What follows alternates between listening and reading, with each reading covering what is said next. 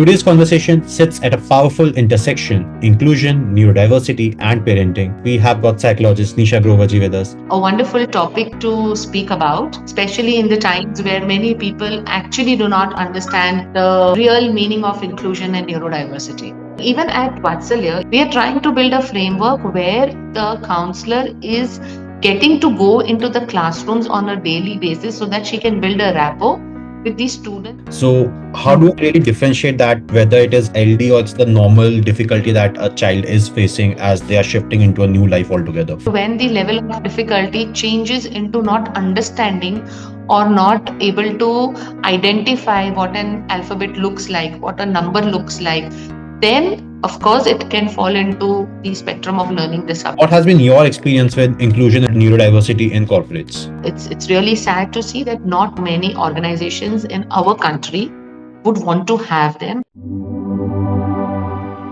Listeners, there's always have been a moment, we all remember, but really talk about. We have seen a parent sitting in a school meeting, nodding politely, but feeling completely unseen. An employee trying to focus while every sound feels amplified. A leader wanting to do the right thing, but unsure what inclusion actually looks like in the real life. Mental health conversations often start after burnout, after breakdowns, after silence has already done the damage.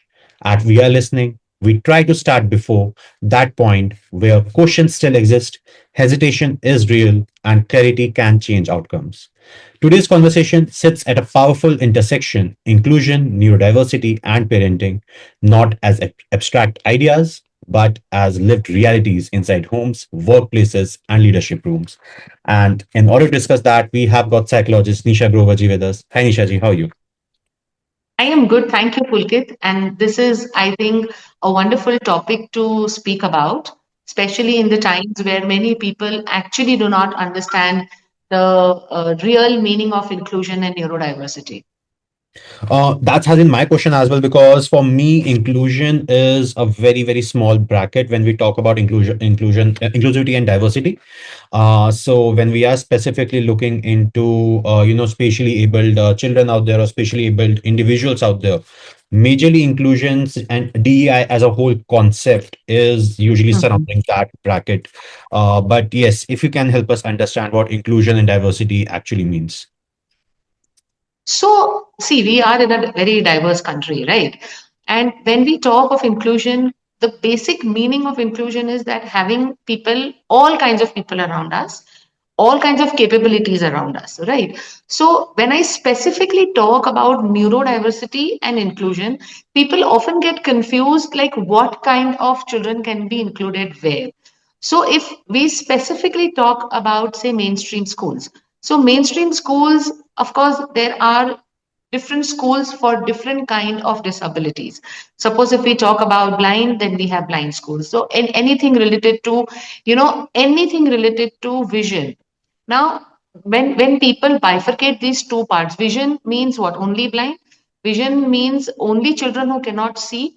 It's not like that, right? So often people are not understanding this basic difference that if my child is not having a particular problem or is having a particular problem, where do I go and visit? Which doctor should I go and talk? Which psychiatrist should I go and talk? Which psychologist should I go and talk? So, if your child is falling into a spectrum of, say, my child is by birth a blind child, of course, that child doesn't come into the neurodiversity spectrum at all in the first go. So, when a child comes into the neurodiversity, any kind of neurodiverse spectrum, we have to first identify the child.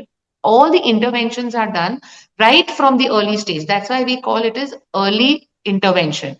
When you do early intervention, you get to know what is the neurodiversity spectrum that the child falls in, right? It can be autism, it can be Down syndrome, it can be learning disabilities, it can be ADHD, or SLD, maybe specific learning disabilities or something like that.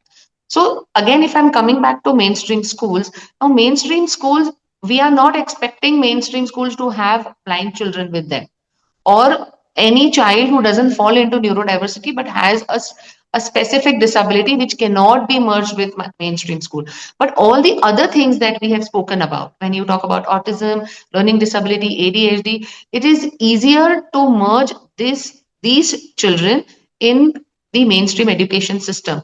Now, where we fall back is that the mainstream systems do not have proper resources to handle these children. That's where the true meaning of inclusion comes. If you and I are traveling together in any airway, any, right? They are not going to change anything for you specifically or anything for me specifically. We all go together, right? Suppose if you have any kind of disability or you're handicapped, you will be offered a wheelchair. So we are doing that in terms of inclusion, right? कि किसी को भी तकलीफ ना हो. But when it comes to mainstream education pattern, mainstream schools do not have resources, complete resources where they can help these children to be in the classrooms, manage themselves with other children, include them with other children. So what happens in mainstream school is they have one counselor who's catering to about 15 to 1800 children, who's also supposed to take classes of psychology with class 11 and class 12. And all she does, or he or she does, are group sessions in terms of social skills, life skills, health issues like depression, anxiety, and XYZ things at a very base level. There is no one-on-one connection with the student that the student can come and talk about the issues to the counselor, not that the counselor have that kind of time. उसमें अगर neurodiversity add हो जाती है means I need a team of psychologist I need special educator. I need a therapist who can handle these children in and out in the classroom. So coming to your question that what is inclusion? So if you see the true meaning of inclusion, there are two parts, which is called as push in and pull out. So push in means you help the child to get into the classroom with all the means and the resources available in the school, means with the help of the therapist, with help of a psychologist, with help of the special educator and a shadow teacher, training the teacher to handle these children. Pull out means at the right time, taking the child out of the classroom so the child is not overwhelmed, overstimulated, and it doesn't, I mean, it is not. I mean, if you pull out the child at the right time, it is easier for the teacher to handle the other children also in the classroom. So, the true meaning of inclusion is pull in and push out at the right time, at the right age. Got it. Got it. Um, Nisha ji, let's also start with your introduction. I forgot to ask your introduction, so why don't you introduce yourself to our listeners? So, I'm a psychologist by profession and an inclusion specialist. I help schools across the country to basically manage inclusion in the classrooms. We help them develop teams of psychologists, special educator, therapists within the system itself. We also help train their teachers and parents who can be resources for the school. And the teachers should be well aware, sensitized at the right time to handle children of all kinds in the classrooms. So we are also helping teachers to do early intervention. Plus, we've partnered ourselves with hospitals where we are diagnostic and assessment partners for them. This is for neurodiversity and inclusion. We are mental health partners to corporates and universities where we do their FDPs, executive training programs, and also at our offices and our clinics, we do one-on-one sessions for many psychological issues, relationship issues that an individual may go through at any phase of their life. No, so that's amazing. That's amazing. And you mentioned about enabling schools, out there with mental health alignment. So, if I'm not wrong, as per the recent NEP and Supreme Court order, the schools are required to have counselors and psychologists within the education institutes, including colleges as well. In your experience, how far has this been implemented? And if not, what are the measures should schools and colleges be looking forward to navigate this journey through? Because again, it's a new policy coming out with a post COVID, a lot of awareness has spread around mental health, and Mm. even government as well as everybody is becoming very outspoken. People have at least started speaking about mental health. They've started acknowledging that it exists. So in your experience, what are the measures as well as any anecdotes if you like to share with our listeners? See, advocating for mental health since the last 18 years now and practicing from last 16 to 17 years. And sadly, in our country, things are implemented only when we make it compulsory, only when it comes from the Supreme Court, right? Uh, उससे पहले थोड़ा सा सब सोए हुए ही रहते हैं, which ever school you want to talk about, right? Leaving the top 8 to 10 schools of our country where the education system is a little different than the other regular schools. So the schools always had a counselor. Again, what I said in your first question, they are counselors for 1200 to 1500 children. So it is not impactful as it is, right? She also has her own life. And what can you do in 5 hours when you come for 1500 children every day? You hardly have a scope to work with one child even for a minute, right? So this was the status in for the last so many years. But the recent episodes that have happened across the world, across, especially if I talk about our country, things that are happening in the school, the number of suicides, the number of children who are coming with anxiety, with the kind of trauma, and all the other difficulties that they come with, the schools did identify that there's a gap that they need to bridge even at the school level. But it's difficult because right resources are not available everywhere. It might be available in Rajasthan, but it might not be available in Bihar, in Uttar Pradesh, or in Uttarakhand, or Chhattisgarh. So we are a diverse country. Even managing resources at times becomes difficult. And I can resonate with that with every school that I'm working or I have spoken to. Now that Supreme Court has made it compulsory, so they need to have a counselor and they need to have a behavior therapist who can work with children. But we are a country of mass. What will again one behavior counselor and one regular counselor do with 1500 children? How are they supposed to reach out to those children with the kind of intense curriculum that they have? So there is no proper framework. There has to be a proper framework on how much time a child should be spending with the school counselor or with the therapist on a regular day-to-day basis. That good framework should be made in a way that it is easy to implement for Indian schools who are also teaching mass in classrooms. Having 50, 55 children in India in a classroom is very, very common. And reaching out to a counselor is only at that time when a particular child or a student is not performing, or he has done some kind of a chaos here and there, or done some fight or abused or spoken behind, or done something which the teacher doesn't approve of, तब जाके उसको counsellor के पास भेजा जाता है. Instead, it is not like this, that the counselor and the students are getting an opportunity to talk to each other on a regular basis. That approach and that coordination is very difficult when it comes to schools in our country. It's not impossible, it is difficult.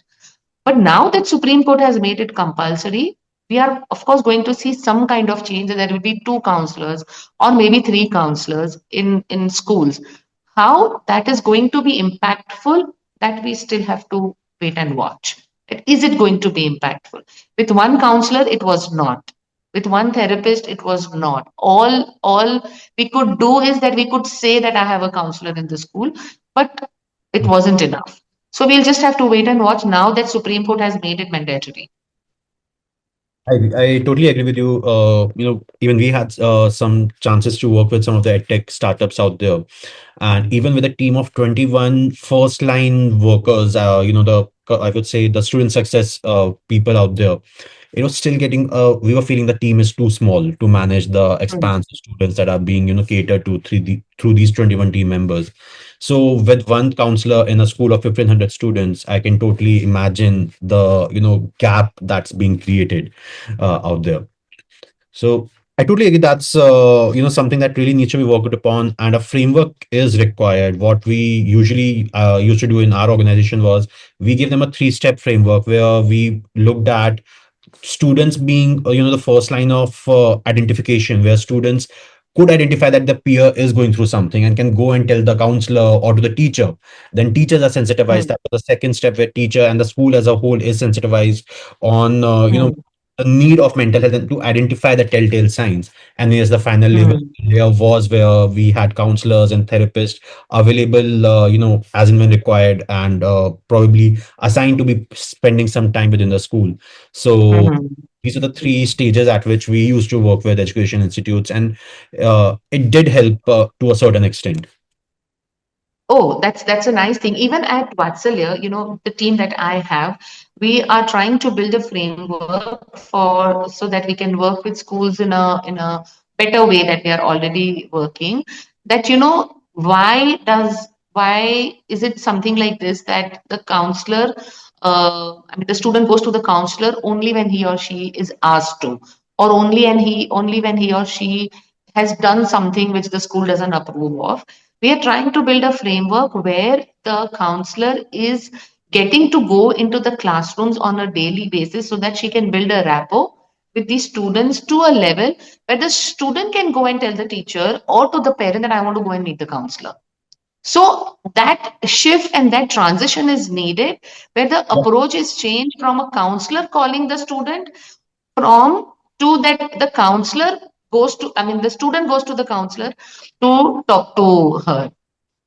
Yep, I totally agree. Totally agree. That is something, if the shift can happen where the students themselves start asking for the counselor, it's gonna bring a Hmm. lot of difference in the society as well out there. Where uh, Hmm. I hope, I believe the mental health challenges that are being faced, they will reduce, and students will be able to perform better in their education and future life as well.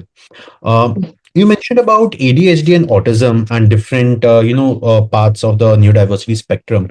Can we spend some Hmm. time to understand each term a little bit more in detail, but in easy language, so that a lot of people who don't understand these terminologies can, identify them and probably help navigate either a parent or a student further. Sure. So let's begin with LD. LD is learning disabilities. So when you have differences in learning, now under the LD umbrella, we have something called as SLD, that is specific learning disability. So a student can have issues in reading, the students can have issues in writing, the students can have issues in identifying numbers, the student can have issues in taking multiple commands and instructions at one point of time altogether.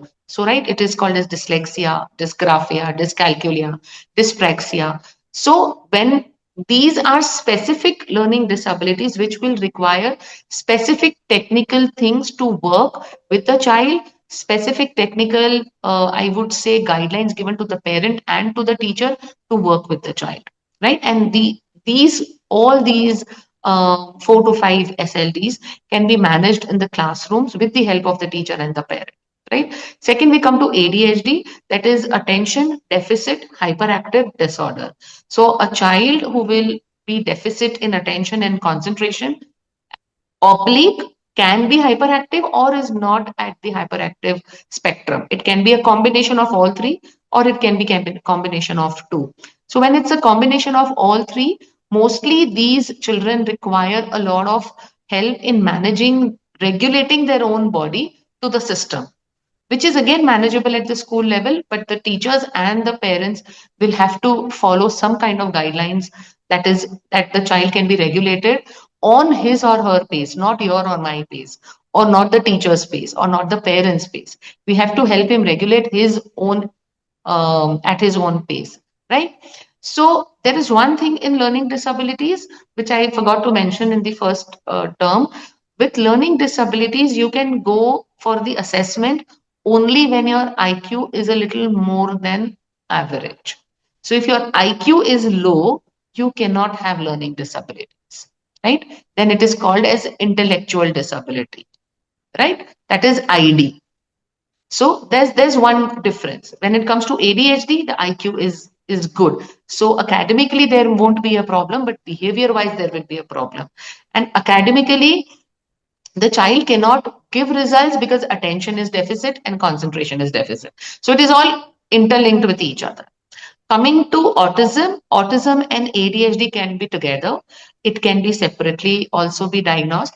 Autism can be diagnosed with a proper assessment at a very early stage, like at 3.5 years.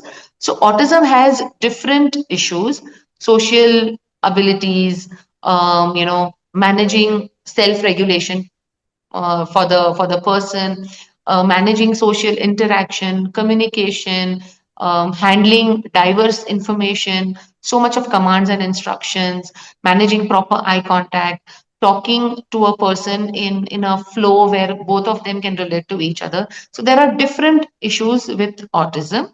With autism, the person can be also gifted with certain thing, maybe very high auditory skills, maybe very high observational skills. So all of these parts are there. Maybe very high calculation skills. Sometimes it's language, sometimes it's numbers. So that is also one part of autism.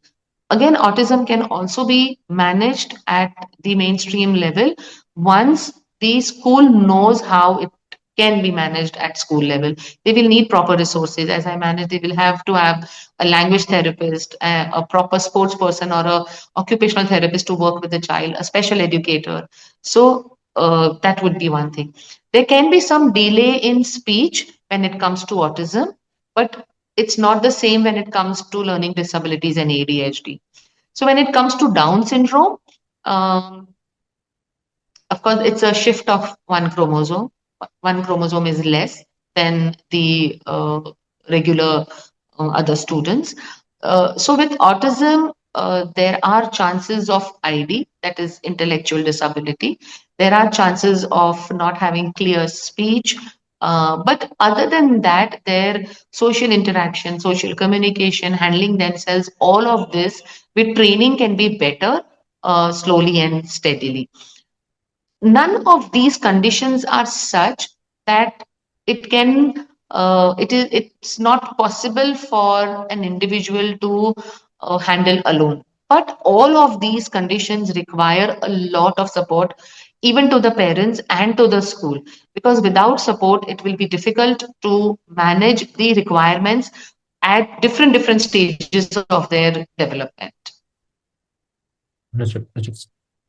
One follow-up question I had around LD was you mentioned that it's about learning disability, but just to understand better, when a Mhm. child starts to go to school, there is a level of difficulty that every child faces out there. So how do I Mhm. really differentiate that whether it is LD or it's the normal difficulty that a child is facing as they are shifting into a new life altogether? Okay, that's a very nice question. So when it's level of difficulty to understand and apply that particular knowledge, it can be different for you and me. But when the level of difficulty changes into not understanding or not able to identify what an alphabet looks like, what a number looks like, or what does this alphabet sound like, and how is it going to help me to make a spelling or to make a word, then of course it can fall into the spectrum of learning disabilities. But only to identify what kind of learning disabilities, there's a proper test, and there's a wonderful test by the NIMHANS itself that most of the psychologists use. And with that test, it is very easy to find out that what kind of learning disability or difficulty this particular child is having, and at what level. Is it like medium? Is it high? Is it moderate? So, and then a proper technical team can help that child to properly accommodate themselves even at home or at school. So, if the child is doing, say, about reversals between B and D, 6 and 9, 5 and 7, not able to read, basic sentences, is omitting or deleting words in between. There are specific ways to find out how. The procedure is very easy to identify what kind of learning disability or differences are there, and then it makes easier for the therapist to work on the child. Understood. Understood. Uh, okay, glass of water. No, no, I'm okay. Um, so another point I wanted to understand, Nishaji, was around inclusion and neurodiversity in corporates. While a lot of focus has shifted towards schools and different education institutes where these points are being discussed, initiatives are being taken. Usually, what I have seen, and probably the horizon could be less wide, not that wide. It's often a checkbox activity, but yes, I have come across corporates who take it very seriously and have gone to the possible extents to really make it a really integral part of their overall organizational structure. So, Mm. what has been your experience with inclusion and neurodiversity in corporates? What you're telling is right because candidates with any kind of ADHD or mild autism are great achievers, and they can actually do wonders to your organization because they are highly intellectual by the kind of from the kind of profession that they come from, right? So in any organization would want to have them, but again, it's really sad to see that not many organizations in our country would want to have them because it's difficult to set up a relationship with them. If you want to work with them, I need to have a proper relationship with this particular person. My social communication, my work style, and everything needs to match. So the kind of patience that you need is a little different. So I won't say that, having neurodiversity at the corporate level, is extremely good in our country. It's not that great, but it is there. People don't mind having ADHD and autistic candidates around them. As I said, because they are high achievers, they are intellectual by nature, but it's not that great. In the recent, I would say 8 months to a year, I have seen that sensitization has started. When we do the corporate training programs from Vatsalya with any of the corporates or even in the university, they want to know more about it. They want to understand at least, they are opening their arms to embrace neurodiversity in their organization. So I feel they are trying to understand that how can they accommodate them with them in the same work culture. It's slow, but I am sure it is going to pick up, knowing that these candidates can actually get wonders to your organization. Whether it is sales, whether it is marketing, whether it is AI, whether it is developing something, I think they can actually do wonders. Understood. Understood. Um, how about, we have been discussing about individuals who are going through ADHD or autism. But if somebody is going through an emotional turmoil, let's say due to certain life incident, how can that be navigated, and would that also become a part of inclusion and neurodiversity out there? So, inclusion is mainly about neurodiversity. What you are asking is a condition that a person can go through in day-to-day lives, not feeling we are human beings. We can't be at our top every day. There will Yep. be lows and there will be highs, right? So the question that you are asking is how do a person manage when there's a low day or when the day is not the way we actually imagine our day is going to be. So in situations like this, on a regular day, there are states where we are not so happy, where we are sad, where we are upset about something, or where we are a little uncomfortable or restless about something. Now, all of this we cannot label as anxiety and depression. Being sad on a regular day is not being depressed. So I have seen that even children of grade 5 and 6, with small things in their life, and they would use words like I'm anxious today, I'm having anxiety today, I'm depressed, I'm under depression. These are labels which we should not be using so loosely. These are Yep. disorders that we're talking about. How can you be happy saying that I'm having depression, I'm under depression today, or I'm having anxiety today? Right? So these are phases of life, being upset, being sad. So, but when these phases becomes difficult for us to navigate in our day-to-day life, like eating, sleeping, working, communication, relationship, managing ourselves in the right way, then it's an issue that needs to be spoken to a mental health expert or to a psychologist, and then you can take some help, take some guidance, and manage your life in the right way.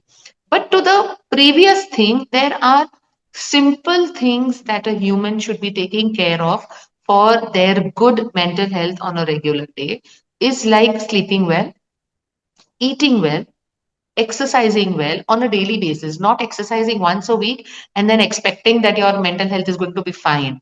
Eating junk for 6 days and then thinking, Aaj Sunday hai, I'm going to have khichdi for the whole day and my mental health is going to be good. It's not, right? Because all, whatever you eat, how you sleep, how you exercise, they control your hormones, they control the chemicals in your body, and which is part of your mood, is part of your mental health. So, all of these in combination is going to help you. So, sleeping well, eating well, exercising well, being in a disciplined life that, when you get up in the morning, you have something to do. As a student, you can study. As a person who are professional, you have to go for work, so prepare yourself that you need to go for work, and doing the right breath work. So a little breath work means we do recommend a little bit of yoga and meditation. Meditation is very difficult for young professionals and adults.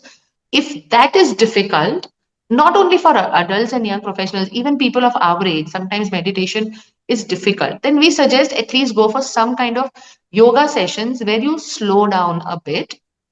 Helps when it comes to your mental health. We are all so much in rush, Pulkit, all the time. Children, adults, parents, पता नहीं कहाँ जाना है, किस चीज के लिए इतना भाग रहे हैं. I don't know. Sometimes slowing down is very important. In our parenting sessions, we always tell parents, let your children experience boredom. Let them experience what is it to be slow down. Every morning when they get up, jaldi jaldi brush karo, jaldi jaldi taiyar ho. Everything is jaldi jaldi. Jaldi jaldi khana khao, jaldi jaldi tuition jao, jaldi jaldi school jao. When are they slowing down? So when you're always in the high alert mode, which we all are most of the time, so up you never experience what true mental health is all about.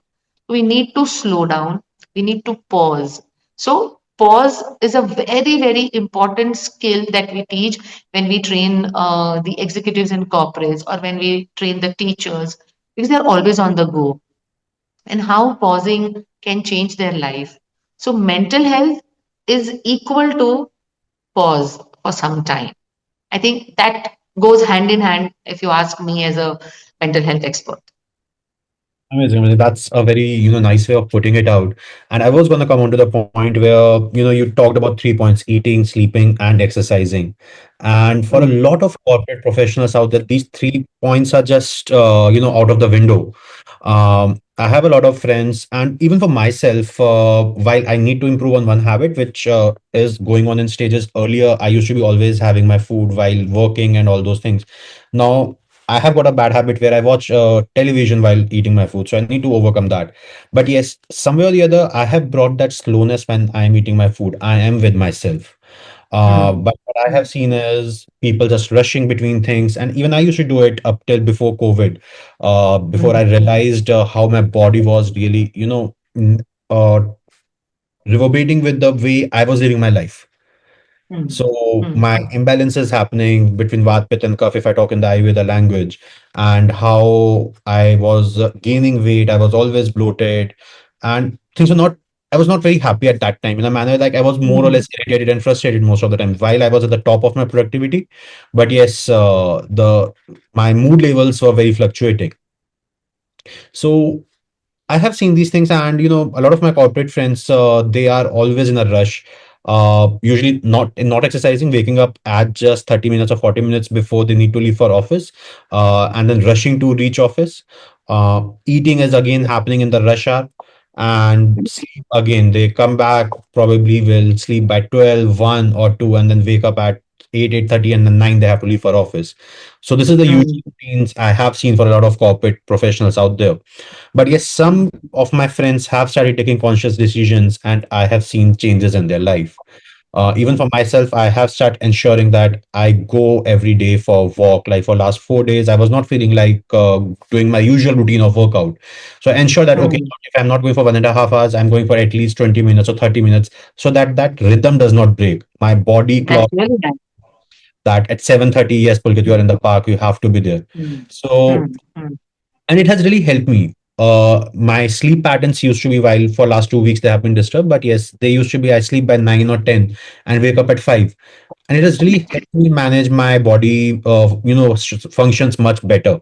And I've seen a lot Mm, of drastic shift in the way my body is functioning. I've reduced 10 to 12 kgs in last 30 days with all mm, these changes, because around 45 days back got very disciplined with my exercise, and I have been mm, increasing my number of steps every day, the kilometers I'm traveling. And mm. now, when after 45 days people appreciate me, people say that okay, you have lost weight, you're looking thin comparatively, so it makes you feel happy from within. And And when you do something for your own health, mental health, physical health, and when you're validated by others, you know that you're doing the right thing. And when you're validated, it's a different feeling altogether, and you want to continue doing that. So uh, when you said that, when you used to watch television while eating food and all of that, who doesn't want that dopamine rush? Because it's one of the best feeling a human wants all the time. And that's why we need stimulation everywhere. That's what all the OTT apps are doing, whether it be Netflix or Prime or whatever. They are playing with our stimulation, Instagram, YouTube, everything. But very, very late, in fact, even in my life, very late, we understood that the body is not to just make money and enjoy that money. The body is for something else also. So I think all our corporate friends and all the professionals, we have to understand one thing, which I probably also understood very late in my life, that the body, of course, we need to work, we need to make money, we need to enjoy, all of this is there, but our body, our mental body and physical body is just not for that. And the day our mental body and physical body are not aligned, एक ऊपर या एक नीचे हो जाता है, everything automatically stops, because you will not be able to do anything. So before that happens, why don't we slow down and pause ourselves so they are always aligned?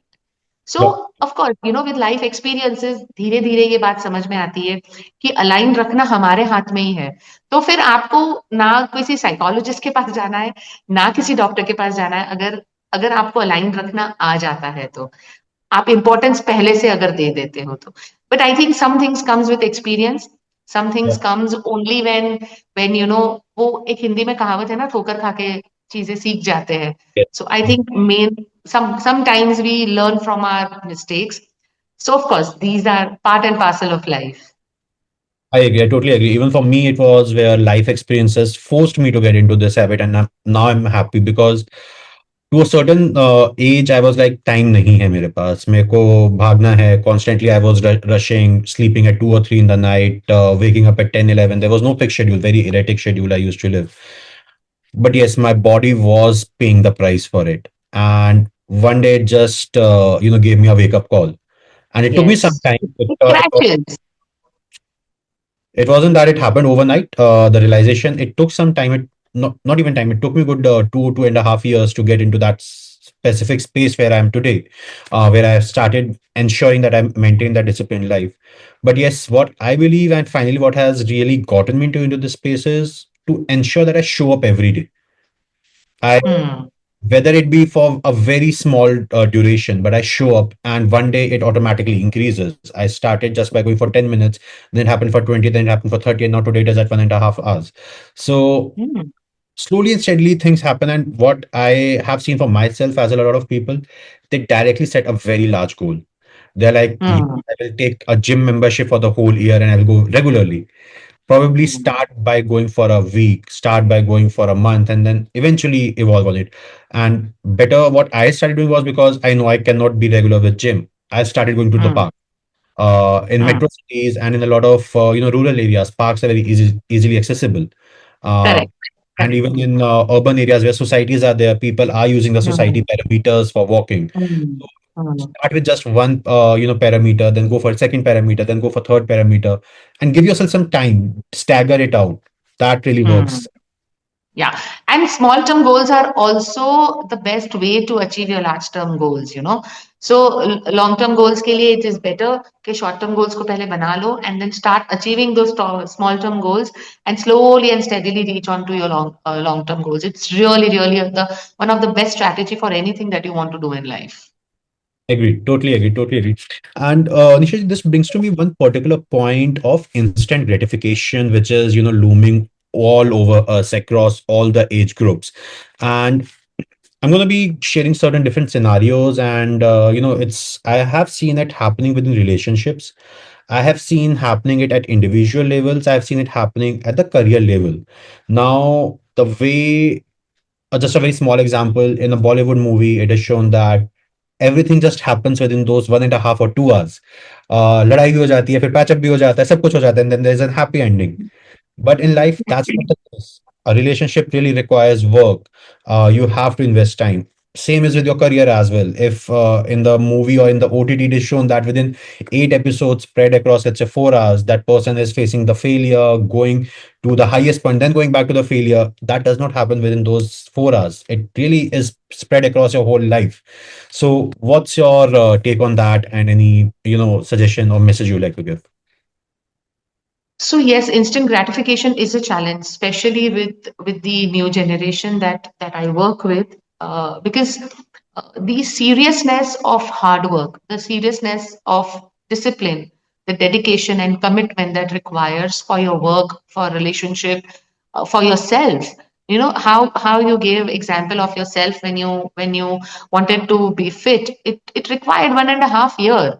It just didn't happen in one day that you started work today and you are to your best in about 24 hours. It required 1.5 year that you're working for. So I think this instant gratification is taking away the basic element of humans, that to achieve something you have to work for it. It just doesn't come that way, no matter at what phase and at what level you are. Even if you are very very rich, you still have to keep working to keep that level. और if you are at a very very low level, कहीं पहुंचना है तो वो मेहनत करके ही आप वो लैडर चढ़ सकते हो. You just can't, just can't rush over there. Commitment और dedication तो चाहिएगा ही. This For this instant gratification, usually when people come with this kind of queries to us, we suggest one thing, and which really helps in the long run, is to take off yourself from social media or any kind of technology, even if it is emails or whatever, for at least 60 minutes in a day. At least 60 minutes. So that 60 minutes you can use for your self well being. Read something or maybe do nothing. Just get bored. Even that will help you to stay connected with the real world. But when you're all the time in this world, which is absolutely gratified around you, you're not connected with yourself, and you are in the I would say in the non-real world, where you feel that everything is either very easy or everything is either very very difficult. And Yeah. everybody in this world of gratification, everybody suddenly becomes your friends, everybody suddenly becomes your enemies, even including your parents, your siblings, everyone, because that is how the world is portrayed in front of you. So I think if you take that 60 minutes off every day, again, this is not going to work if somebody does that once a week, that I'm not going to use my phone for the whole day on Sunday. It's not going to work because our brain doesn't process that way, right? The brain processes in a very systematic way. It's we who confuse our brain. The brain doesn't confuse us, we confuse our brain.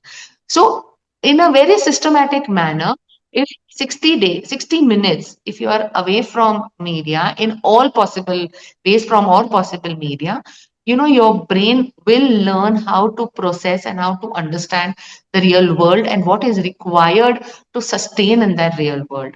The word sustainability is fading away slowly and steadily in our human day-to-day processing, but coming a lot in terms of food, in terms of clothing, in terms of buildings, in terms of everything. We are talking about sustainability. What about human brain? How do you sustain that? So the best thing to sustain our brain in the right way, 60 minutes off from everything. Enjoy the boredom. That will keep you sane, I feel. Amazing, amazing. I'm going to be trying that, and we'll definitely get back to you with my experience. Um, You will experience something beautiful inside you and around you. Experience it for 31 days and see the difference. that, that amazing, amazing. One final point, Nisha ji, I would like to discuss around is parenting for the neurodiverse children out there.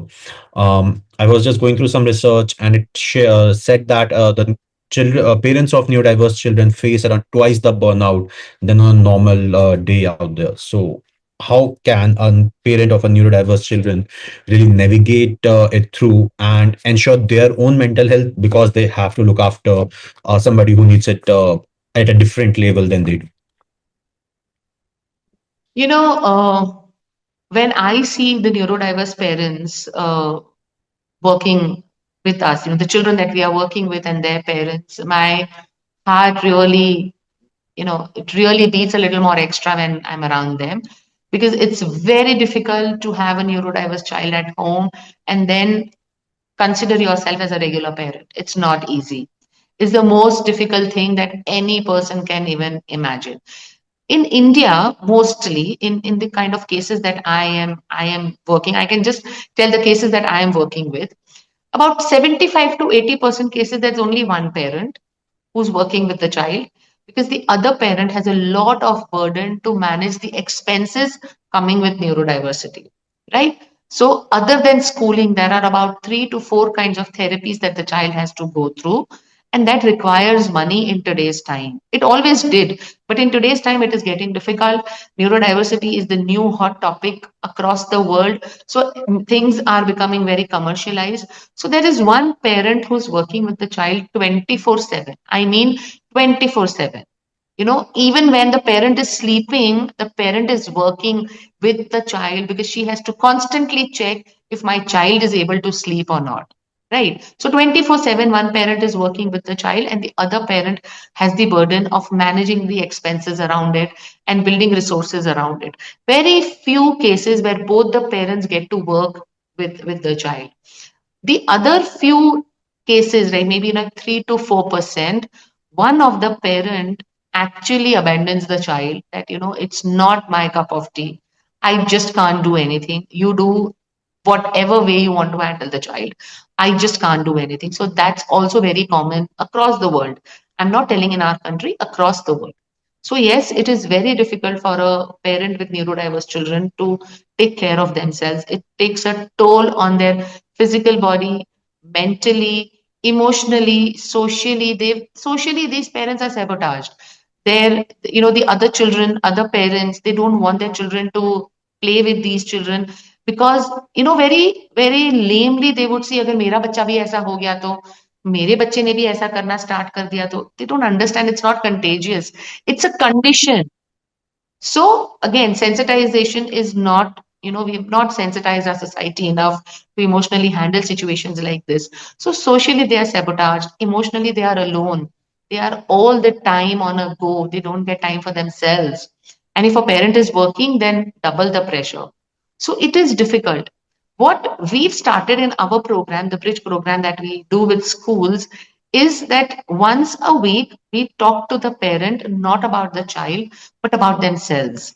So we have started taking mental health sessions for parents who have neurodiverse children on a regular basis, weekly basis, where they have a window to vent out what they are going through. They have a window where they can talk about their dreams, that what they thought they would be doing at the age of 35, 40, 45, and they had to crash all of those dreams because now their agenda is something different because they have a neurodiverse child. So they have a window where they can speak about their feelings, speak about how the society behaves with them, speak about their dreams which are crashed and what they would want to do in future, how they look at their future. So that is some kind of, 1% of a relief point that we are giving to these parents. But a lot of work needs to be done around this. There are many organizations who are working with neurodiverse children, but I think it's time that we need to work with also give them that kind of strength, and empowerment is required here also. I agree. I agree. And thanks a lot, for the work that you're doing, enabling parents to speak out, because often they are left in solitude, they're left alone, and it's the focus usually remains on the child out there. And before we, conclude, Nishaji, today's session, any final message you'd like to give to our listeners?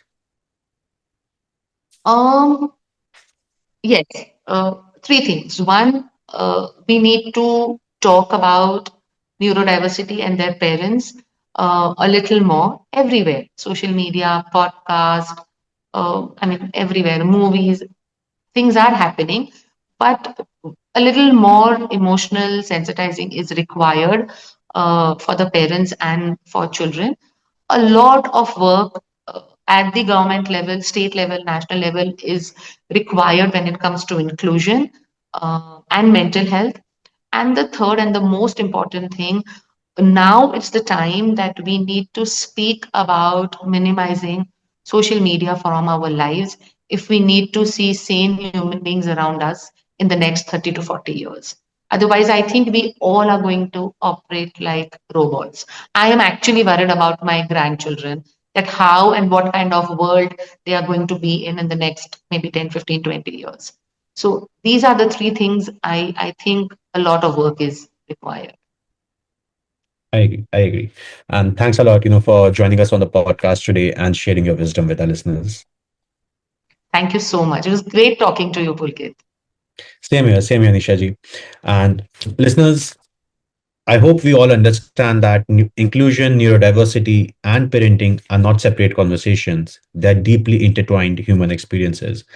And the long term health goals need to be broken down into smaller steps, smaller goals, smaller milestones. Take it one step at a time. And probably in a year's time, you would have walked 365 steps. So, with that message, I'd like to leave you today. And do remember, we are listening. We are here for you. Thank you.